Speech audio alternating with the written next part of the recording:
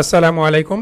খাদ্য অধিদপ্তর সহকারী উপখাদ্য পরিদর্শক পরীক্ষার জন্য কিভাবে আপনি প্রস্তুতি নেবেন তা সংক্ষেপে অথবা এক নজরে জেনে নিন এই ভিডিও থেকে। এখানে আমরা আলোচনা করব প্রস্তুতির জন্য গুরুত্বপূর্ণ কিছু ধাপসমূহ, মৌলিক বিষয়ের প্রতি প্রস্তুতি, ঠিক আছে, একই সাথে অনুশীলন এবং অন্যান্য টিপস থাকছে এই ভিডিওতে। তো আপনাদের উদ্দেশ্যে বলতেছে, আপনারা যারা আমাদের চ্যানেলটিতে নতুন তারা কাইন্ডলি চ্যানেলটি সাবস্ক্রাইব করে বেল আইকনটি অন করে রাখবেন। এতে করে আপনারা সহকারী উপখাদ্য পরিদর্শক সহ বাংলাদেশের অন্যান্য চাকরি পরীক্ষার পদের বিস্তারিত তথ্য এবং একই সাথে শিক্ষা বিষয়ক বিস্তারিত তথ্য কিন্তু আপনারা জানতে পারবেন আমাদের চ্যানেলের মাধ্যমে ইনশাল্লাহ।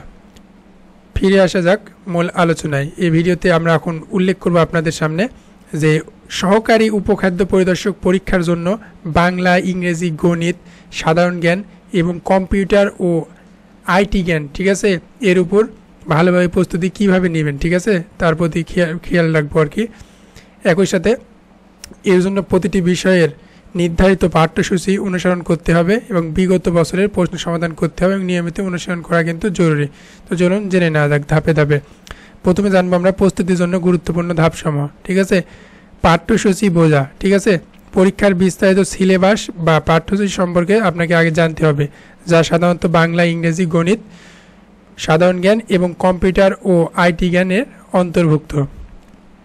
অর্থাৎ এইগুলো বিষয় থেকে আপনাকে কিন্তু প্রশ্ন করা হবে, ঠিক আছে। তাই পাঠ্যসূচি আপনাকে বুঝতে হবে, অর্থাৎ সিলেবাস। এরপরে আসা যাক মৌলিক বিষয়গুলোর প্রস্তুতি।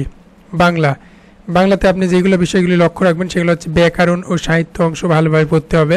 ইংরেজিতে আপনার গ্রামার, ভোকাবুলারি এবং ইংরেজি সাহিত্য সম্পর্কে ধারণা রাখতে হবে, ঠিক আছে। মুখস্থ বিদ্যা দিয়ে কিন্তু আপনি পরীক্ষাতে কমন পাবেন না বা ভালো করতে পারবেন না ইংরেজিতে।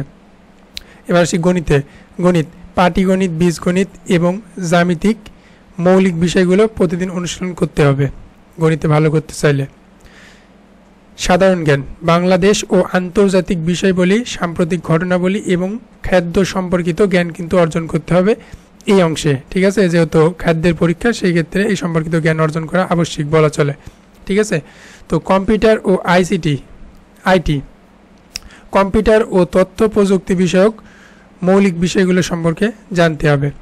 এছাড়া আপনি কোন বিষয়গুলো অনুশীলন করবেন সেটা হচ্ছে বিগত বছরের প্রশ্ন কিন্তু অনুসরণ করে যেতে পারেন, কেননা বিগত বছরের প্রশ্নপত্র সমাধান করে পরীক্ষার ধরন সম্পর্কে কিন্তু একটা সুস্থ বা ভালো যাই বলি না কেন ধারণা লাভ করা যায়।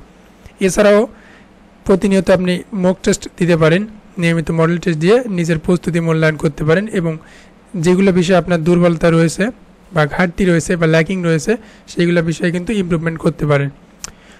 তো অন্যান্য টিপসের মধ্যে দেখা যাচ্ছে সহায়ক বই, যেটা আপনার জন্য ভূমিকা পালন করতে হবে, ঠিক আছে, পারি আর কি। প্রতিটি বিষয়ের জন্য ভালো মানের সহায়ক বই সংগ্রহ করতে হবে। এছাড়াও অনলাইন সোর্স আছে অনেকে, ইউটিউব এবং অন্যান্য অনলাইন প্ল্যাটফর্মে আপনার এই ধরনের শিক্ষামূলক ভিডিও কিন্তু তৈরি করে, যেখানে আপনার খাদ্য অধিদপ্তরের সহকারী উপখাদ্য পরিচালকের জন্য সহায়ক ভূমিকা পালন করবে, ঠিক আছে। এছাড়াও কিন্তু আপনার খাদ্য সংক্রান্ত জ্ঞান থাকা জরুরি, অর্থাৎ খাদ্য সংক্রান্ত সহকারী উপখাদ্য পরিদর্শকের কাজের সাথে সম্পর্ক আছে এমন বিষয়ে, ঠিক আছে, আইন নীতিমালা সম্পর্কে আপনাকে কিন্তু জানতে হবে। তো এই ছিল আজকের ভিডিওটি ভালো লেগে থাকলে অবশ্যই লাইক, কমেন্ট, শেয়ার করবেন।